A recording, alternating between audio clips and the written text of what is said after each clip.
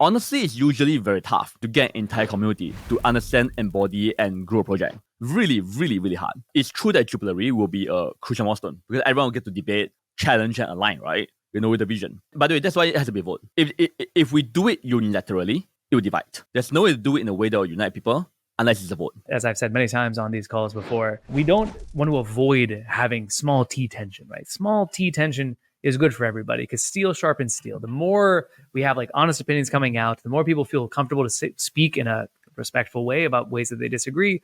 That's how we get to the best idea. Our idea is always better than my idea. It's just like a fundamental truth of this world. And we're seeing that even just in the past 2 weeks with this Jubilee, from early thoughts to where we are right now, the way that things have changed to kind of bring more people on board and kind of bring the community closer together.